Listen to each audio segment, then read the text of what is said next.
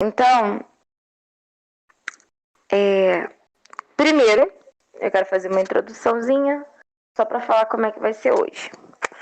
É muito bom estar aqui com vocês.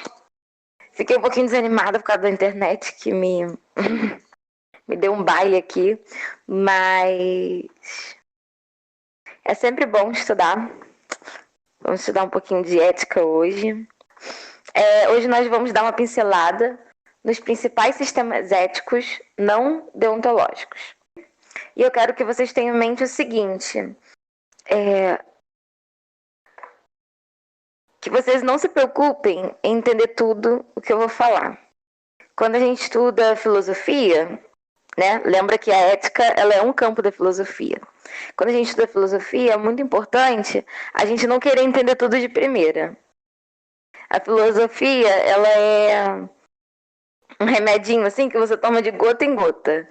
O aprendizado é assim, você nunca vai conseguir entender algo, tipo assim, 100% de primeira, sabe? Você vê um conceito. Às vezes você pode entender o conceito de primeira, mas normalmente você não entende. Mas aí você pode entender 5, 15, 5, sei lá, 2% do que é aquele conceito. Não entender um conceito, em vez de ficar frustrado e desistir de entender ele, achando que não vai entender, só guarda ele no coração. Então, eu falei aqui o que era um sistema. Eu falei aqui de sistemas éticos não deontológicos. Eu não expliquei. Então, talvez alguns de vocês ainda não pegaram o que é isso. Não se frustrem, não tem importância, só guarda no coração que mais pra frente você vai entender. Se não entender mais pra frente nessa aula, outro dia você vai ver isso e vai entender. Só guarda no coração. Porque você vê uma palavra difícil, aí você se assusta. Aí quando você vê ela de novo, você já não se assusta tanto. E você vai aprendendo 5, 15, 20, 40. Até que um dia, se você estudar muito, você consegue aprender tipo 90%. Porque na filosofia, você não passa de 90% em entender um conceito. Ai, ai, socorro. Enfim. Então, acho que era isso que eu gostaria de falar. Para mim, a filosofia é um remédio que você toma de gota em gota. Então, a gente não pode tentar entender tudo de uma vez. É coisa demais para nossa cabeça. Mas eu vou fazer assim, hoje. Eu vou usar as definições da Louise. Elas não são definições muito precisas, até porque as definições mais precisas elas são mais longas e às vezes complicadas. Eu vou falar aqui de uma maneira bem informal, assim, as minhas definições. Eu espero que dê para entender. Beleza? Então, a ética ela é um campo da filosofia e ela se divide basicamente em 4 principais categorias. A primeira a gente chama de ética descritiva. A palavra-chave aí é descrever. Qual o objetivo da ética descritiva? É descrever a moral de uma sociedade. Ela é uma disciplina da sociologia. Então, o que é a ética descritiva? São aqueles sociólogos que vão lá, eles observam uma cultura e eles vão lá e escrevem, descrevendo como é a moral daquela cultura. Então, eles não querem fazer juízos de valor, do tipo, essa cultura é boa, é ruim, tá certo, tá errado. Isso até é visto como errado hoje em dia, pela maioria deles. O que a ética descritiva quer fazer é ver a moral e descrever o fenômeno da moral. Então, ela só descreve. A outra categoria é ética normativa. Aí eu botei a palavra-chave, são princípios. Por quê? O objetivo dela não é descrever. O objetivo dela é estudar a moral a fim de produzir princípios que guiem as nossas escolhas morais. Ou seja, ela quer descobrir parâmetros, métodos para dizer isso é certo, isso é errado. Então, o objetivo dela é entender o que é certo, o que é errado, e a partir disso, normatizar de criar normas sobre o que é certo, o que é errado, com base nesse estudo da ética. Com base nesse estudo. Então, ética descritiva, busca descrever. Normativa, ela vai criar princípios. Ela busca ver o que é certo e o que é errado. Já a metaética, a palavra-chave para ela é a linguagem. Ela investiga a respeito da moral através da linguagem moral. Voltando, ela investiga o que se diz a respeito da moral. Então, ela vai, por exemplo, investigar os significados dos principais termos utilizados quando você fala de moral. Por exemplo, termos como o bom, o mal, o justo, o injusto, o que é um dever, o que é correto. Enfim, ela vai investigar os significados das palavras e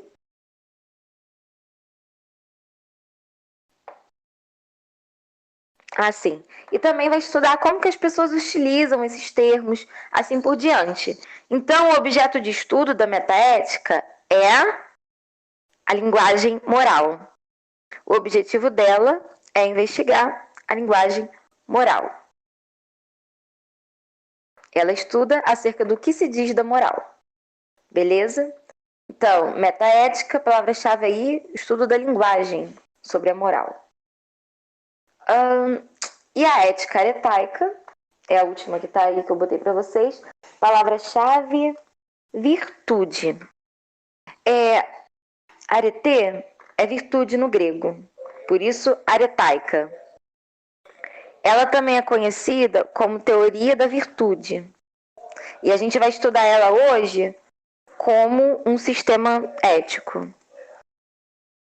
Mas o que nós precisamos saber por hora é o seguinte: a diferença dela para as demais áreas é que o seu foco não está no ato, mas no caráter de quem pratica o ato. Nós vamos ver que a maioria dos sistemas, eles estão analisando o ato. Ou seja, a maioria dos sistemas pega assim, matar é certo ou é errado? Está se concentrando ali no ato. Já a ética aretaica, ela se preocupa com o caráter do agente que pratica o ato. Então, ela não só se preocupa se o ato em si está errado ou está certo, mas ela se preocupa principalmente acerca do caráter daquele que está praticando o ato. Então, enquanto as demais áreas vão se preocupar em dizer se uma conduta X é certa ou errada, apesar de que outras áreas, que também são direcionadas aos atos, elas não fazem esse juízo de valor sobre o que é certo ou errado. Muitas delas não acreditam que existe um certo ou um errado. Enfim, a ética aretaica, ela, ao contrário de todas as outras, vai se preocupar com a motivação e com o caráter daquele que está praticando a conduta.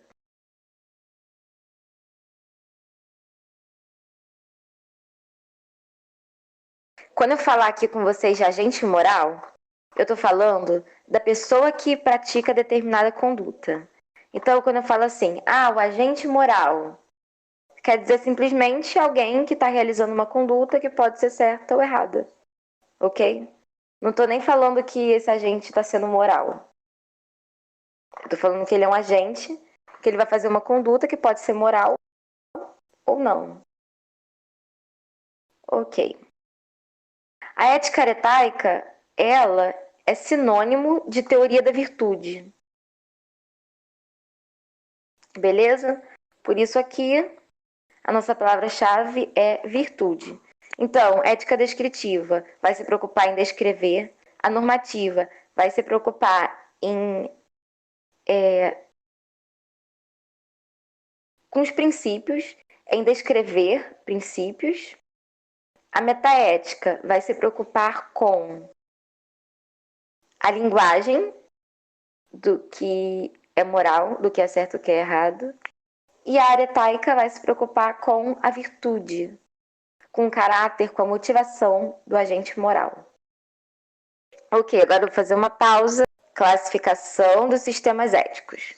Nós podemos dividir em 3 classificações. A primeira são os deontológicos. A palavra-chave aí é princípios. Por quê? Os sistemas deontológicos são aqueles que se baseiam em princípios, segundo os quais uma ação pode ser julgada errada ou certa.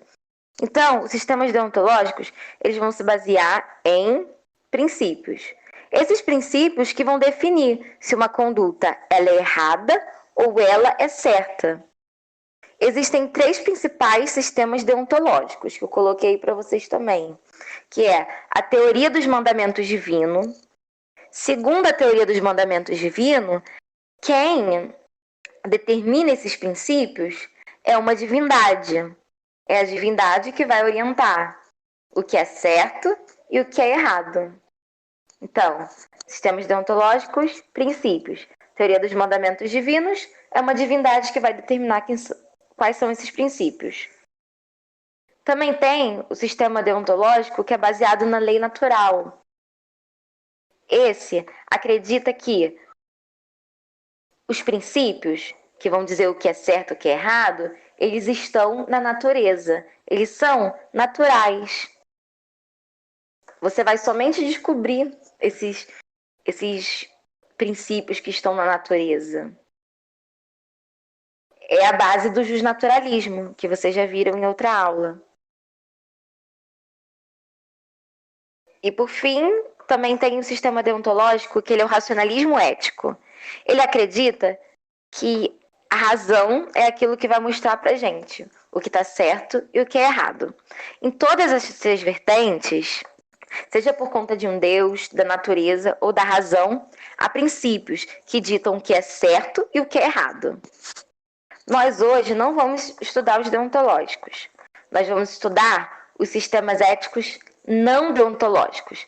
Ou seja, pega os principais sistemas éticos, tira tudo aquilo que é deontológico, nós vamos estudar esses. Ok. Além da classificação deontológica, a gente pode colocar a classificação teleológica.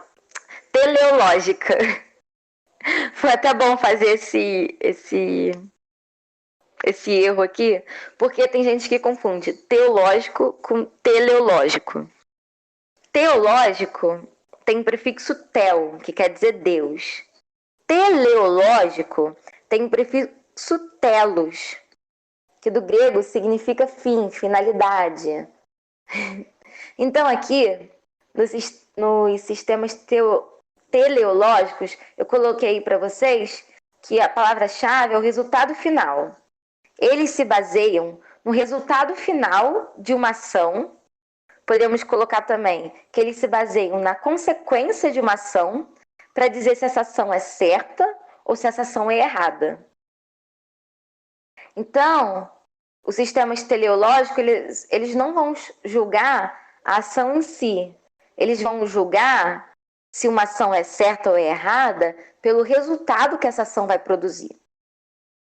Bom, falei do deontológicos, teleológicos e tem também o relativismo, que é um sistema ético no qual o certo e o errado não são absolutos, eles também não são imutáveis, mas eles são relativos. Ou seja, não existe certo ou errado em si. Objetivamente não existe. O que existe é relativamente ou a cultura de uma pessoa ou as preferências de alguém. Nós vamos falar sobre o relativismo mais para frente. Ok. Agora eu vou começar a falar dos principais sistemas éticos não deontológicos. Então eu vou dar uma parada aqui. O nome do capítulo 4, que é o capítulo que a gente está estudando, é Sistemas Éticos e Tipos de Raciocínio Moral. Mas eu mudei o nome do capítulo. Agora se chama Principais Sistemas Éticos Não Deontológicos. Porque é sobre isso que o capítulo trata. E eu estava explicando para vocês, né? Primeiro, são os principais, porque são os mais comuns. de nos depararmos por aí. E acredite em mim, eles são muito usados. E o meu objetivo é que hoje vocês saibam, minimamente, identificar a qual sistema de qual sistema pertence um determinado raciocínio moral. Então, por exemplo, a gente vai ver um debate. Num debate, é difícil muitas vezes você chegar à conclusão. Torna mais difícil ainda porque, na maioria das vezes, cada um dos debatedores está utilizando um raciocínio moral diferente. Por exemplo, o autor dá o exemplo de um debate acerca da eutanásia, certo? Que é Aí chega um carinha lá, ele vai usar um tipo de raciocínio moral. Chega outro carinha para debater, ele vai usar outro tipo de raciocínio moral. Então é muito difícil chegar num acordo. Eles não vão chegar num acordo, porque eles estão usando pressupostos diferentes. Então, por isso que às vezes você vê assim um debate, as pessoas conversando e elas assim não se entendem. Não é nem porque elas discordam uma da outra, mas é porque elas estão usando categorias diferentes para discutir o mesmo assunto. E aí você nunca, jamais vai chegar numa conclusão dessa maneira. Um raciocínio moral é uma reflexão acerca do que é certo ou errado. Nós temos raciocínios morais a todo momento. Nós precisamos fazer escolhas e refletimos acerca daquilo que é certo e o que é errado para tomar a decisão do que nós vamos fazer a seguir. Às vezes a gente se utiliza de um raciocínio mais utilitarista, às vezes de um raciocínio mais deontológico. Por isso que é importante a gente entender qual é o método que a gente está usando para tomar as nossas decisões. Se a gente começa a entender o jeito que nós pensamos, também vai ser mais fácil a gente perceber onde está tropeçando. A gente consegue tomar mais consciência das nossas decisões e também começa a limpar as contradições que existem nos nossos próprios pensamentos. Porque como seres humanos, nós temos muitas contradições nos nossos pensamentos que muitas vezes nós nem percebemos. Bom, então são os principais sistemas éticos. E o que é um sistema ético? Eu vou definir como um conjunto de ideias sistematizadas, que estuda a moral. Ou seja, é um conjunto de ideias, certo? Acerca da moral. Beleza? Isso que é um sistema ético. E cada um desses sistemas tem várias vertentes. É importante aqui o seguinte, a gente não vai falar das vertentes e nem vai se aprofundar nelas. Mas assim, a gente precisa ter em mente que a gente não pode colocar, por exemplo, todos os utilitaristas no mesmo pote, todos os relativistas no mesmo pote. Existem divergências entre eles, nós precisamos levar isso em consideração, apesar de que nós não vamos nos aprofundar nisso. O mais importante aqui é a gente vai ver um panorama geral de cada um desses principais sistemas éticos, beleza?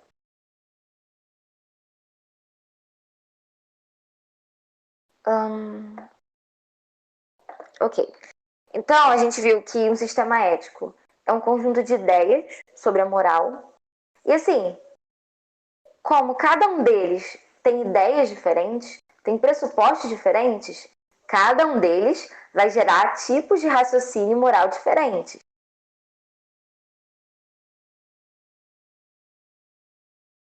Bom, uma outra coisa que nós precisamos ter em mente é que são os não deontológicos. Eu lá em cima falei para vocês sobre os sistemas éticos deontológicos. São sistemas que enfatizam os princípios. Certo? Vocês estudaram, por exemplo, sobre a ética do Antigo Testamento e viram que a ética do Antigo Testamento é predominantemente teleológica. Desculpa, gente. É predominantemente deontológica. Afinal, ela era baseada na lei. Ela não era exclusivamente deontológica, mas era principalmente deontológica. Ela era baseada na lei. Era a lei lá que dizia o que era certo e o que é errado. Mas os sistemas éticos deontológicos vão ficar de fora dessa vez. E a gente vai para os outros sistemas éticos. Sistemas éticos não deontológicos. Nós vamos começar falando do egoísmo ético. No egoísmo ético, a nossa palavra-chave é o interesse pessoal. Bom, nós chamamos de egoísmo ético porque a gente não está falando aqui do egoísmo sentimento. Nós estamos falando de um sistema ético que se chama egoísmo ético. Beleza? E essa teoria defende o seguinte, que um ato ele é certo ou ele é errado com base no interesse pessoal. Então, para o egoísta ético, as ações morais são aquelas que você toma com base no seu interesse pessoal. Exemplo, um médico, ele deve decidir entre realizar um procedimento médico de risco ou não para tentar salvar a vida de uma pessoa. Então, ele pode realizar um procedimento médico de risco para salvar a vida da pessoa, só que ele decide não fazer. Porque se ele fizer, ele pode tomar um processo por causa desse procedimento. Então, mesmo que haja uma possibilidade dele salvar a vida dessa pessoa, por esse risco não ser muito aprovado pela comunidade médica, por exemplo, ele sabe que ele pode tomar um processo. Então, ele escolhe não fazer esse procedimento para poder se eximir de qualquer culpa, digamos assim. Um outro exemplo é um funcionário que obedece uma ordem ilegal do seu chefe, porque ele sabe que se ele desobedecer, ele vai ser despedido. E de que se ele denunciar o chefe dele, ele vai entrar na lista negra de outras empresas. E vai se dar mal. Mas vamos destacar alguns pontos importantes aqui. Primeiro, agir de acordo com o egoísmo ético não significa que você não vai ajudar os outros. O egoísta ético vai falar que você vai sim ajudar os outros. A questão é, você não vai ajudar os outros porque você é altruísta. Você vai pensar no outro porque os interesses do outro se alinham com seus interesses. Por exemplo, se você ajuda uma pessoa porque aquilo vai fazer você se sentir melhor, você está sendo um egoísta ético. Você até está aparentemente sendo altruísta, mas os seus motivos, na verdade, são egoístas. Outra coisa importante destacar é que agir de acordo com o egoísmo ético não significa que você vai fazer todos os seus desejos, vai ser um hedonista agora e vai fazer tudo, vai sair fazendo tudo o que você quiser da vida. Porque assim, você também está sendo um egoísta ético quando você abre mão de um interesse imediato em prol de um interesse de longo prazo. Você abre mão de, sei lá, dormir até mais tarde em prol de ir para a escola e se qualificar para poder entrar no mercado de trabalho. Você está sendo um egoísta ético.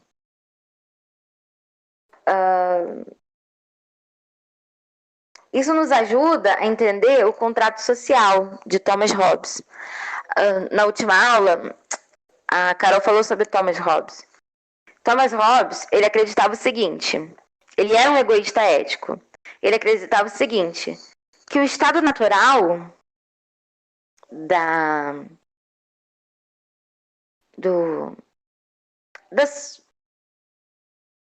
do ser humano convivendo junto é um estado de guerra, de caos. Por quê? Ele acredita que o ser humano, ele está sempre buscando seus próprios interesses.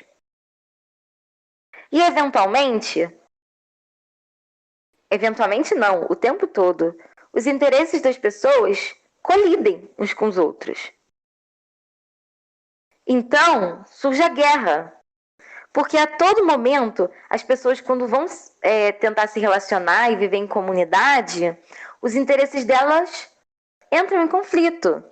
E aí, elas entram num estado de guerra. Mas, se esse é o estado natural do ser humano, o ser humano nem consegue viver em comunidade, como então nós conseguimos construir uma sociedade? Bom, para Thomas Hobbes, a base da sociedade é um contrato social que você, egoísta ético, você faz. Você está dentro desse contrato social. É o seguinte: o ser humano vivia em constante guerra uns com os outros. Até que em determinado momento, eles entenderam que, se eles abrissem mão de interesses imediatos em prol da convivência em comunidade, eles alcançariam alguns interesses de longo prazo que eles não conseguiriam alcançar sozinhos.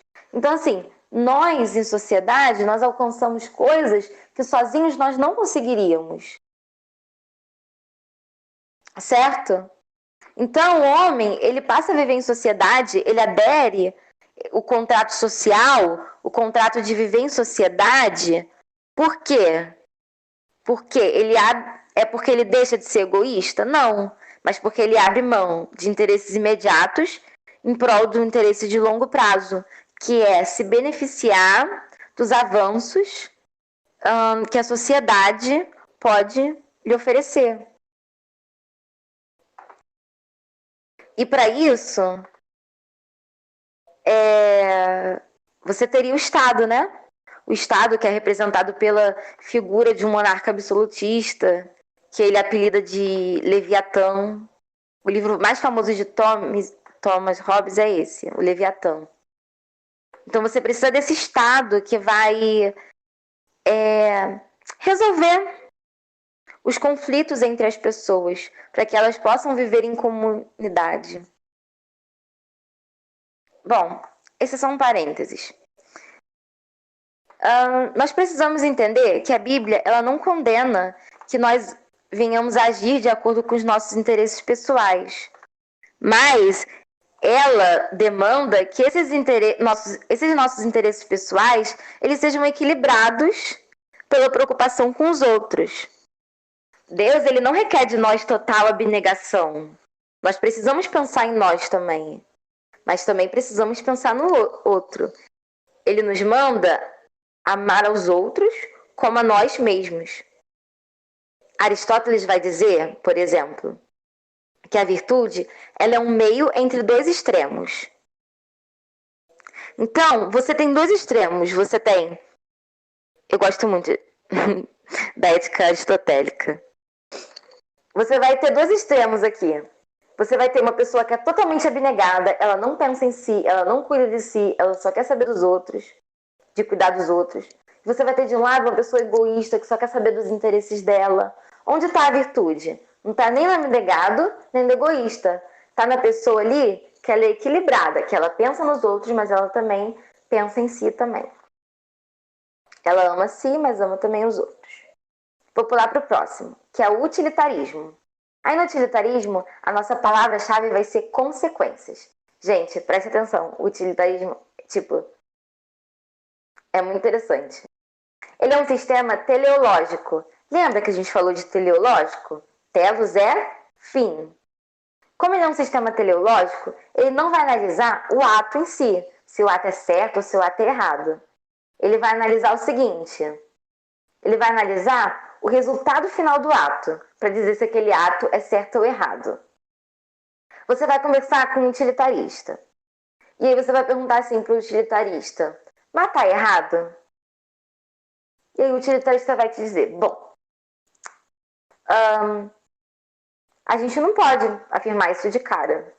Primeiro, a gente precisa analisar as consequências desse ato, para dizer se está certo ou se está errado. E como que acontece essa análise? Eu vou explicar como essa análise acontece. Mas primeiro, nós precisamos saber Precisamos saber que para o utilitarismo, a escolha moral, ou seja, a escolha moralmente correta, é aquela que traz o maior bem para o maior número de pessoas.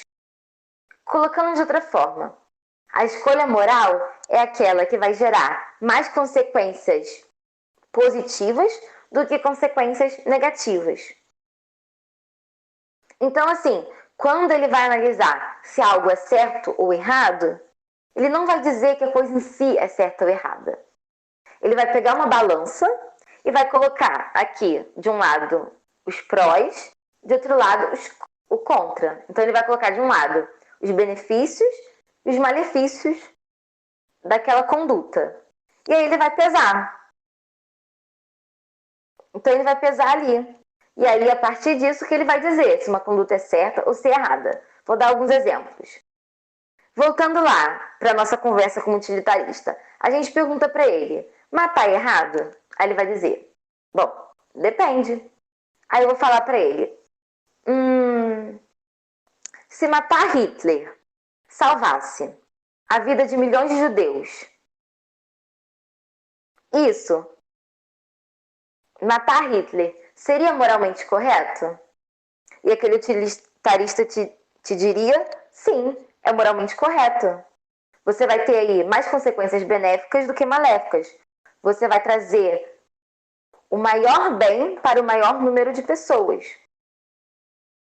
Porque você bota matar Hitler de um lado da balança e salvar muitos milhões de judeus do outro lado da balança, a balança vai pesar positivamente. Então, um ato correto. Um outro exemplo. Uma empresa, ela, para manter a sua integridade, escolhe demitir um certo número de trabalhadores. Então, ela vai fazer algo negativo, que é demitir trabalhadores. Mas, por outro lado, fazendo isso, ela vai salvar o emprego de outros trabalhadores. Então, você pesa na balança, tem mais benefícios? Então, um ato moralmente correto. O utilitarismo, ele é simples porque ele é atraente, assim, por alguns motivos. Ele é atraente por ser simples, ele é atraente por evitar uma certa rigidez que os princípios da deontologia trazem consigo. Por exemplo, muitas vezes os deontológicos, aqueles que seguem sistemas deontológicos, ou seja, aqueles que seguem princípios para dizer que algo é certo ou é errado, eles nem se preocupam em analisar a questão em si. Você pergunta para eles, matar é errado? Eles já vão te dizer, sim, matar é errado porque tem um princípio que diz que matar é errado. Então, matar é errado. Ele nem vai ver o caso em si.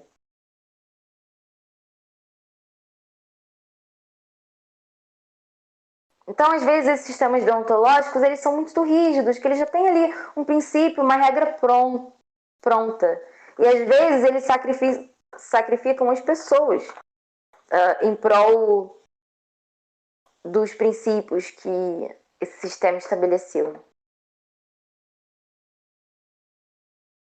E, além disso, o utilitarismo, ele pretende ser neutro, entende? Ele vem assim com aquela cara de que, eu sou neutro, eu sou muito racional, porque não é um Deus que diz o que está certo e errado, entende?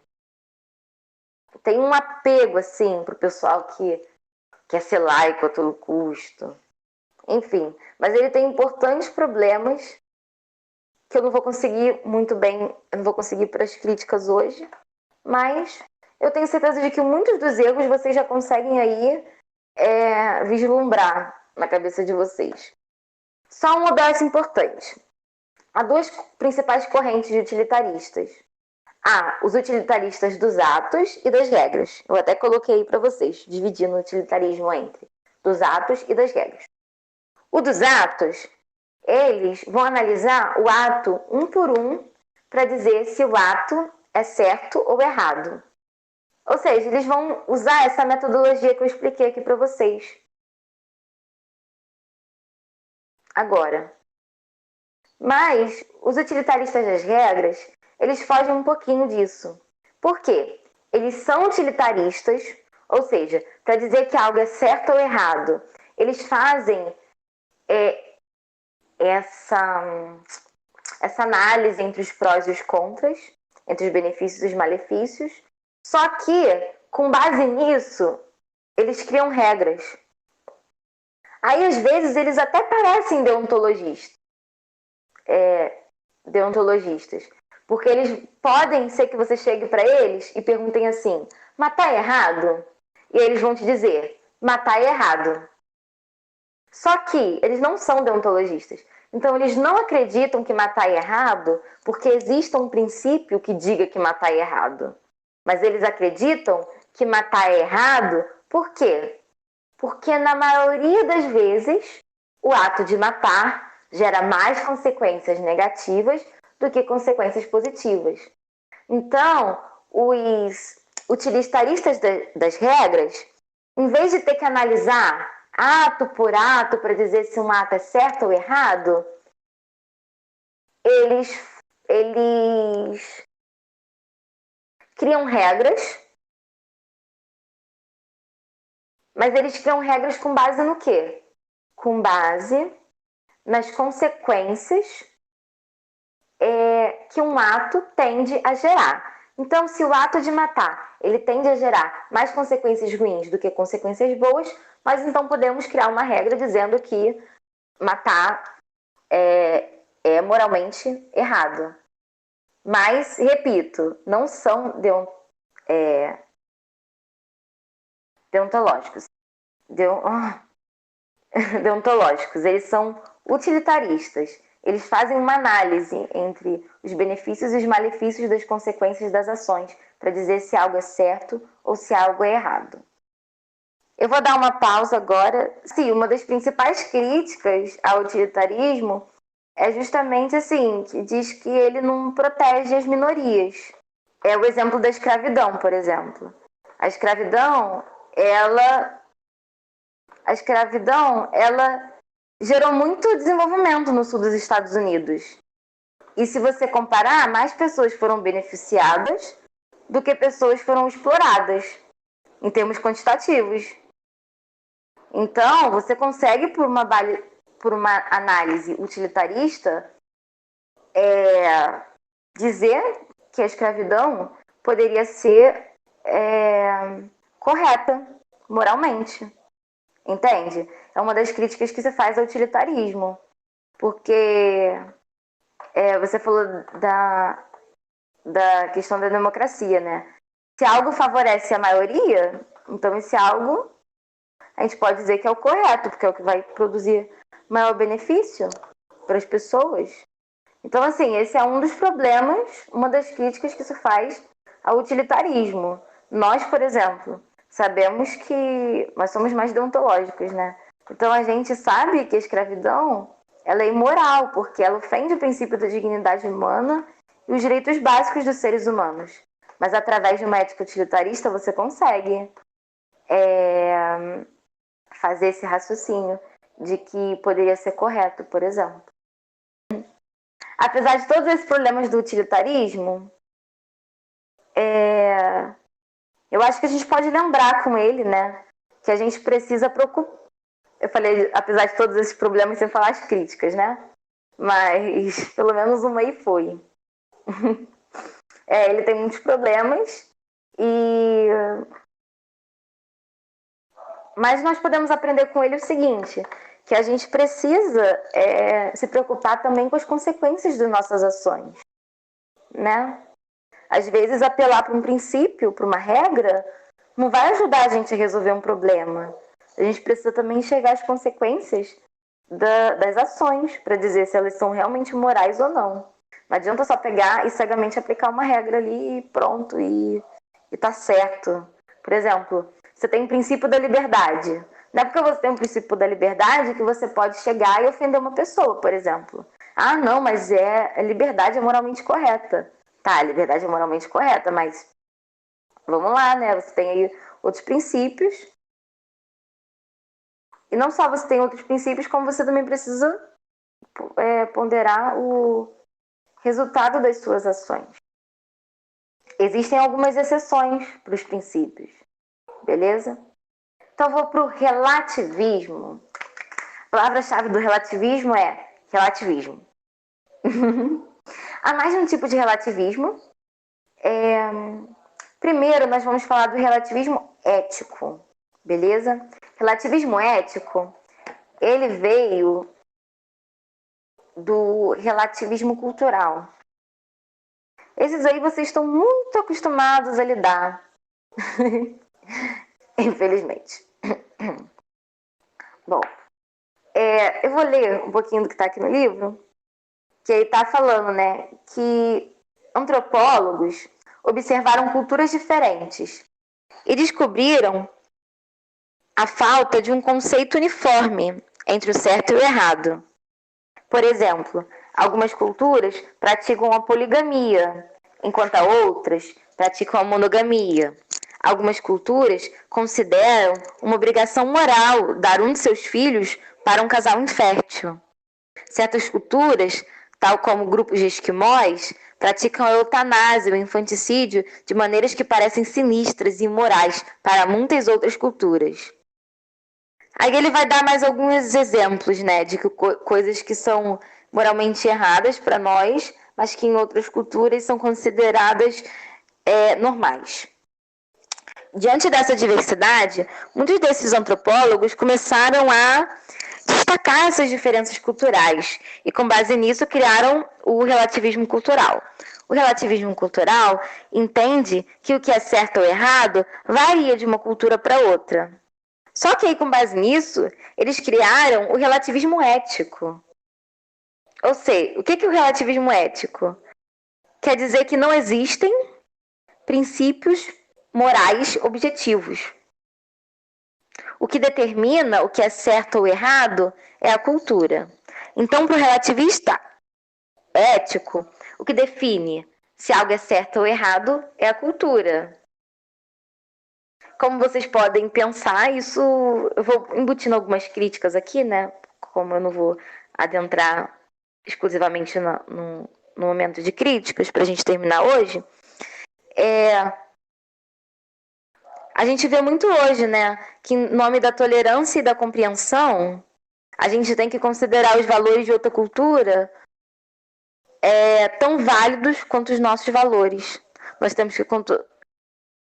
Só que o próximo passo lógico disso é você aceitar como normativa, ou seja, aceitar como regra, dentro do seu contexto, os valores de outra cultura.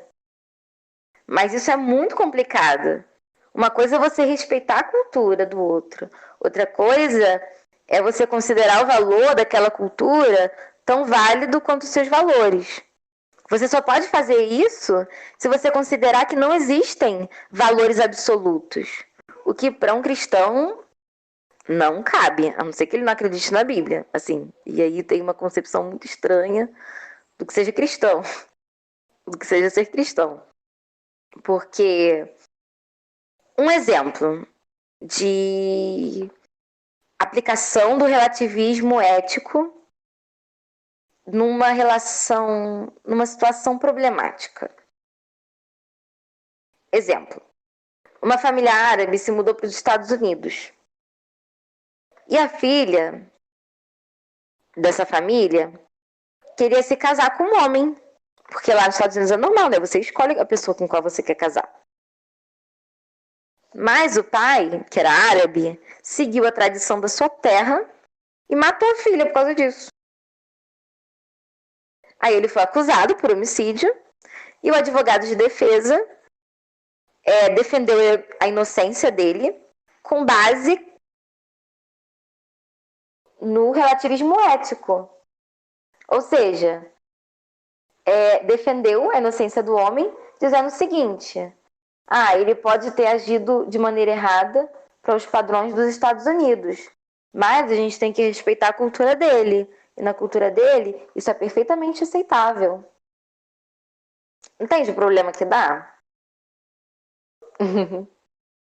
Você não consegue levar o relativismo às últimas consequências. Você vai ter problemas se você fizer isso. Enfim, mas não existem só os relativistas éticos. existem também os subjetivistas éticos. Como um bom relativista, ele acredita que não existem princípios morais objetivos. Ele não acredita que existem valores, princípios de fato. Só que, enquanto para o relativista ético é a cultura que define o que é certo ou errado, para o subjetivista ético, o que define o que é certo e errado sou eu. Eu que considero algo certo ou errado. Não é nada de nada no mundo que diga o que é certo ou errado. É você que diz. Ou seja, para um, algo pode ser certo, para outro, pode ser errado. Na real, não existe certo ou errado. É o indivíduo que determina o que é certo ou errado para ele. Tem uma outra forma também que é chamada de convencionalismo. Para o convencionalismo, é a aceitação cultural que determina a validade dos princípios. Então, ele é um relativista. Para ele, não existe certo ou errado em si. Mas algo é certo ou errado na medida em que a cultura aceita ou não aquilo. Na prática, existe pouca diferença entre o relativismo ético e o convencionalismo. É praticamente a mesma coisa. O quarto tipo é a ética situacional. Então, a gente viu que existe o relativismo ético, para ele é a cultura que define. O subjetivista ético, para ele, é você que define. Existe o convencionalista, que para ele também é a cultura, só que de um modo um pouco diferente. E também existe a ética situacional. Para quem defende a ética situacional, o que determina se algo é certo ou errado é a situação. Sabe como você vê o que é certo ou o que é errado? Da seguinte maneira, você tem que pensar: qual a situação mais amorosa em questão? Beleza? Então, não existe certo ou errado. O que determina o que é certo ou errado é o quê? A coisa mais amorosa a se fazer em determinada situação. Assim, tecnicamente falando, ele não é nem relativista, porque a lei do amor é um absoluto.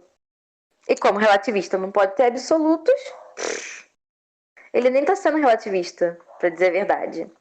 Mas vai convencer eles disso, né? Boa sorte.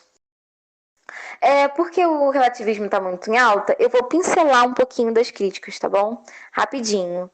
Eu falei daquele sobre a tolerância, a compreensão a qualquer custo, sobre você ter que aceitar o valor de outra cultura tão válido quanto o seu.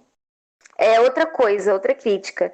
Eles promovem uma falsa dicotomia entre o absolutismo e o relativismo. Uma pessoa absolutista, nesse sentido, é aquela que acha que o princípio é absoluto. Tipo assim, existe o princípio.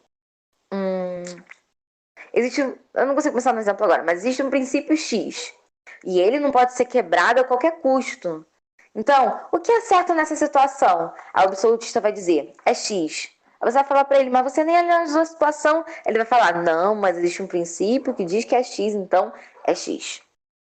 É inflexível, é duro, ele não tá nem aí se vai ser realmente justo ou não. O que importa é cumprir com aquela regra. E de outro lado, tem um relativista, que ele aceita tudo. Ele é tão amoroso e lindo do coração, sabe? E aí você vê essas duas opções, você é mais seduzido pelo relativismo, né? Porque você não pode, sabe, ser tão duro a querer botar as regras a todo custo. Só que aí, vai de novo o meu querido Aristóteles. Onde está a virtude? Tá no meio termo, pessoa. Tá no meio termo. Você não vai ser nem absolutista, nem também um relativista. Você tem que ser um meio termo. Você tem que saber que existem regras, existem princípios, existe certo e errado. Só que você não pode sempre colocar a regra. A gente que é do direito, a gente vê muito isso, sabe? Você não pode simplesmente pegar a lei e aplicar ao caso concreto sem analisar um caso, porque cada caso tem suas particularidades. Às vezes, o que vai ser justo para 99% dos casos, um determinado caso não vai ser justo. Ok? Então, outras críticas é que esses antropólogos eles dão muita diferença, uma proporção exagerada às diferenças. Quando, na verdade, nós temos muitas coincidências entre as culturas. Eu vou ler um trechinho aqui que está no livro que o autor colocou. Vai dizer assim, ó. Toda cultura tem seu conceito de assassinato, distinguindo da execução, do ato de matar alguém na guerra e de outras hipóteses em que o homicídio é justificável. As noções de incesto e outras normas relativas ao comportamento sexual, as proibições de mentir sob circunstâncias definidas, questões de restituição e reciprocidade das obrigações mútuas entre pais e filhos, esses e muitos outros conceitos morais são inteiramente universais. Então, na verdade, você tem mais coincidências do que divergências. Porque, assim, na verdade, o que acontece é que eles confundem as práticas com diferenças de conceitos morais. Vou tentar explicar. Ele falou aqui, ó, toda cultura tem seu conceito de assassinato. Então, assim, não existe cultura que não condene o ato de matar. A diferença não está em matar ser errado ou não. As diferenças estão na prática, nas práticas daquela cultura. Está em que ocasião matar é errado ou não. Então, para determinada cultura, é condenável você matar uma filha porque ela escolheu uma religião diferente da sua. Certo? Aí a gente não quer dizer que o assassinato naquela cultura é correto. Aquela pessoa que pôde matar naquela hipótese, ela não pode matar uma filha do nada. Se ele matar a filha do nada, aí é errado. Ou se ele matar outro membro da família, aí é errado. Não quer... Então aquela cultura também tem o valor de que matar é errado. O que acontece são as hipóteses que diferem. Outro exemplo. Um exemplo que para mim é muito característico, assim. Por exemplo, a gente aprende que existem índios que são canibais. E aí você acha que para aqueles índios o canibalismo é correto. Certo? Eu passei a minha infância, assim, parte da minha adolescência, achando que para aqueles índios o canibalismo era correto. Mas, na verdade, não é que o canibalismo seja correto. Em algumas situações é correto, mas em regra não é. Então, por exemplo, o índio ele não chegava e matava uma pessoa da tribo dele para comer. Isso era errado. Quem ele matava para comer era o cara de um prisioneiro de guerra da outra tribo, porque eles tinham uma crença de que quando você comia a carne de um grande guerreiro, em regra era assim, de quando você comia a carne de um grande guerreiro, você absorvia os atributos positivos dele, entende? Então, não quer dizer que canibalismo para eles era liberado, era correto, era super legal. Em determinadas situações era aceitável, mas em regra não. Se você pensar bem, a gente admite o canibalismo em certas situações. Por mais que a pessoa faça assim, canibalismo. Acho que a maioria de nós não vai condenar uma pessoa que comeu carne humana porque ela precisava sobreviver. Entende? Então o que muda não é assim os princípios morais. as situações práticas em que eles são considerados, né? O que muda são as exceções que você tem dentro desses princípios morais. Então há muito menos diversidade moral do que os antropólogos pensam que eles viram. E ainda que existisse uma vasta diversidade de princípios morais diferentes, você não pode concluir que porque não existem, quer dizer, você não pode concluir que porque as culturas têm princípios morais diferentes, que não existem princípios morais absolutos. Entende? Isso não. Você não pode extrair uma coisa da outra. Você não pode dizer assim, bom, os valores variam de cultura em cultura, portanto, não existem valores absolutos. Só que isso fere a lógica. Você não pode chegar... Você pega ali do relativismo cultural e cria o relativismo ético, assim, dando um salto. Bom, e tem outros problemas também, né? Você dizer que não existe absoluto moral é um absoluto moral. Mas aí o relativista, ele até pode argumentar assim, isso é apenas um absoluto formal, é apenas algo que descreve o procedimento do relativismo, que é um relativismo, não é um absoluto de verdade. Tá bom, vamos aceitar esse argumento porque ele é até aceitável. Mas, e o absoluto da tolerância e do respeito pelos valores? A tolerância e o respeito pelos valores de outras culturas é um tipo de... é um absoluto, é um valor absoluto. E aí? Aí ele meio que cai no paradoxo, né? Porque ele não pode tolerar uma cultura que pregue a intolerância. Ele quer tolerar todas as culturas. Mas como ele pode tolerar uma cultura que prega a intolerância? Cai em contradição. Ou seja, os relativistas, eles não conseguem se livrar dos absolutos. Bom, vamos lá, vou correr, terminar. Emotivismo, a palavra-chave aí é emoção. O emotivismo, ele é uma metaética. Eu expliquei para vocês lá em cima. Uma metaética, ela analisa a linguagem moral para dizer se algo é certo ou errado.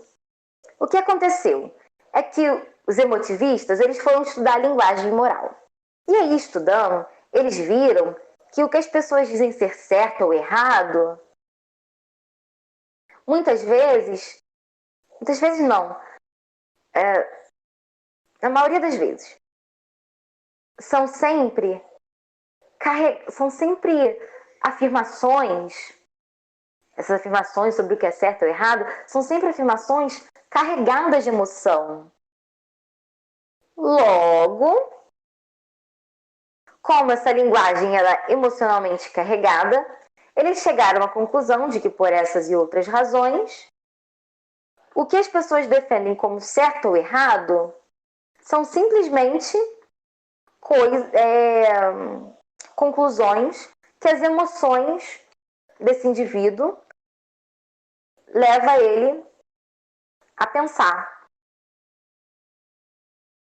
Então, assim, por que uma pessoa acha que a prática da homossexualidade é errada?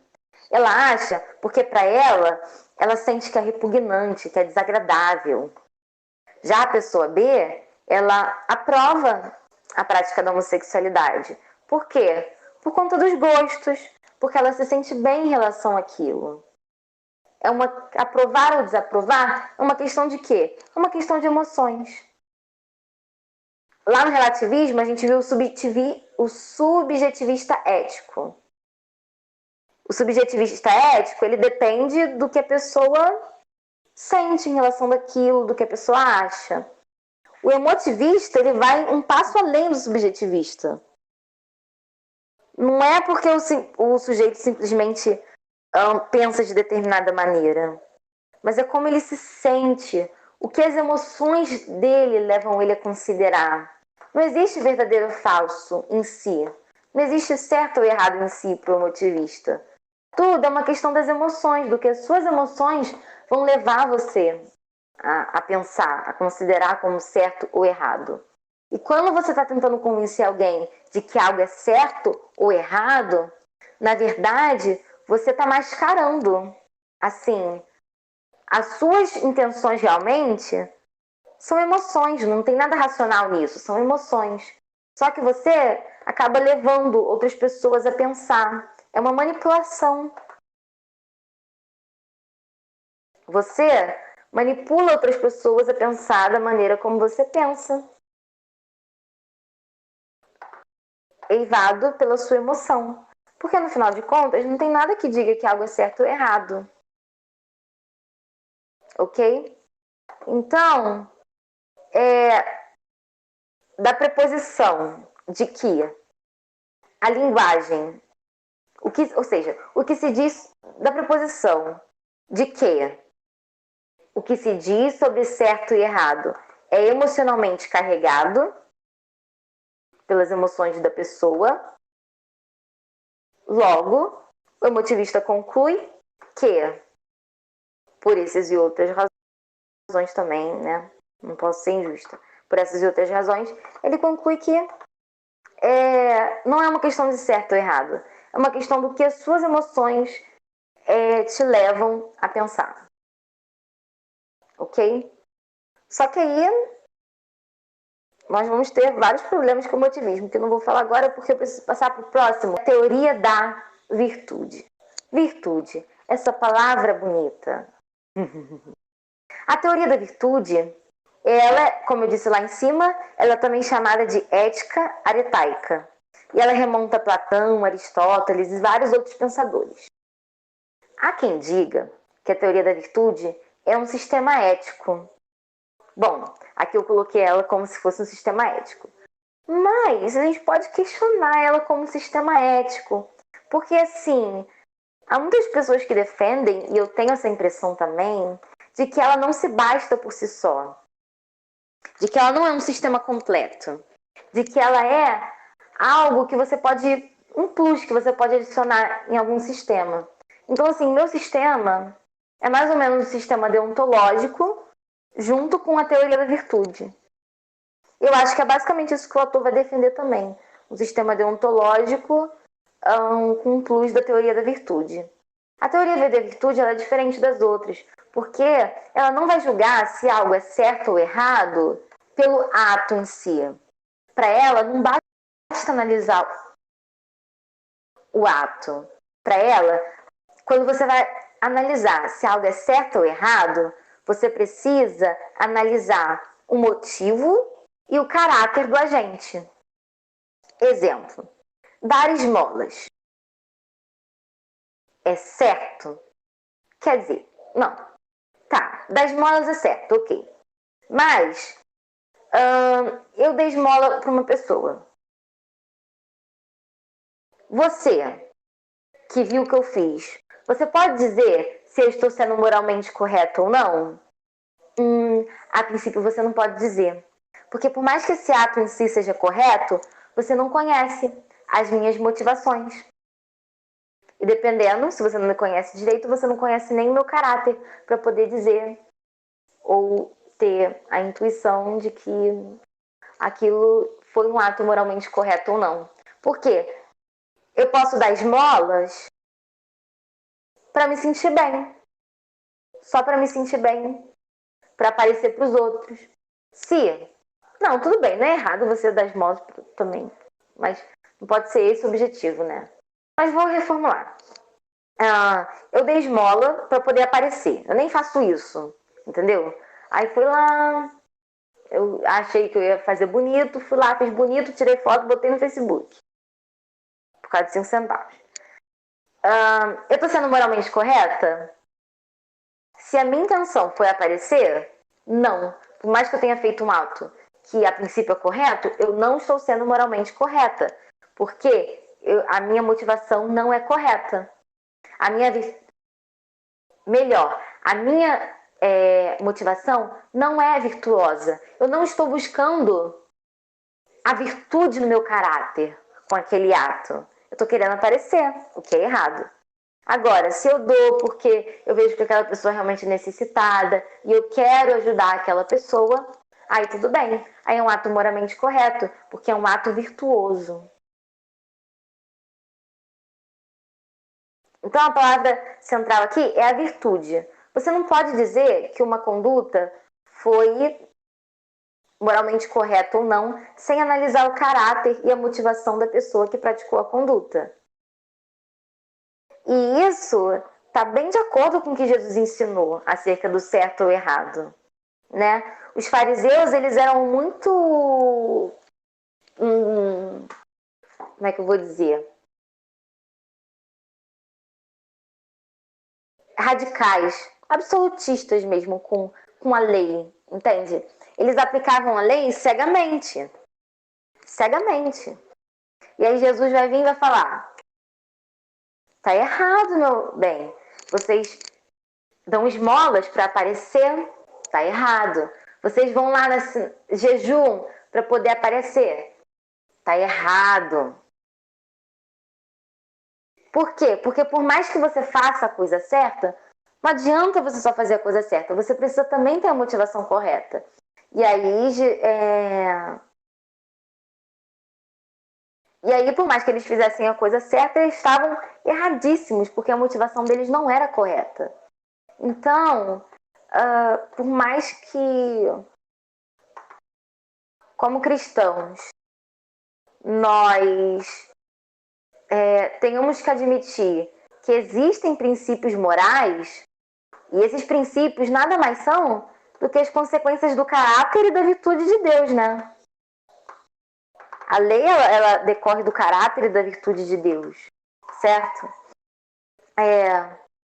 Por mais que a lei fosse justa, você não podia aplicar a lei cegamente.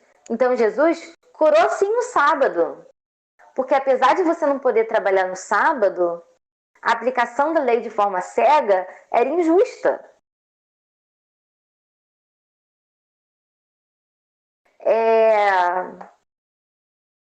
Não basta você fazer o ato correto. Não basta seguir a lei só com o corpo. Você também precisa seguir com o coração.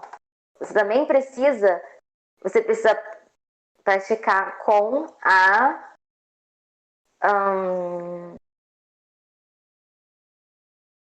com a motivação correta. A teoria da virtude, ela vai além do fazer. Ela coloca a questão no ser.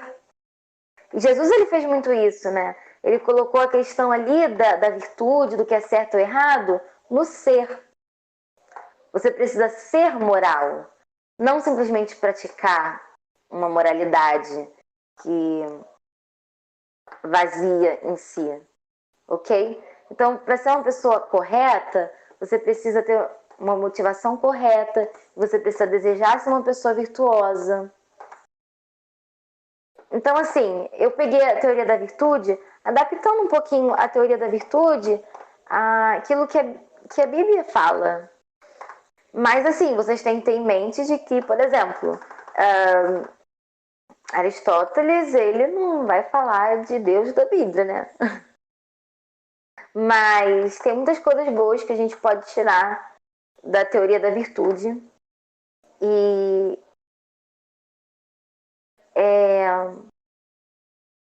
nós podemos aproveitar muitos elementos dela para poder completar os nossos sistemas.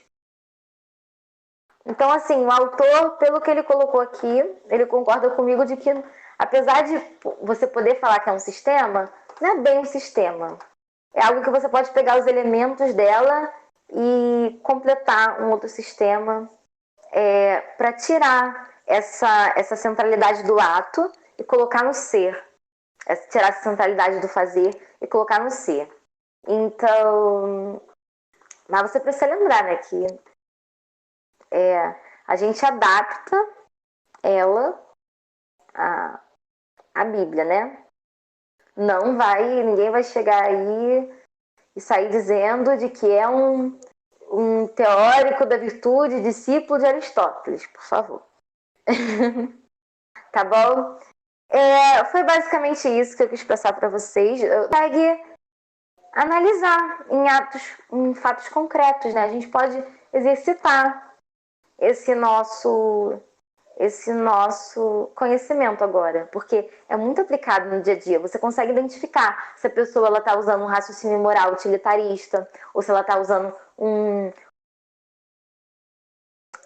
raciocínio moral relativista. E aí o que você faz?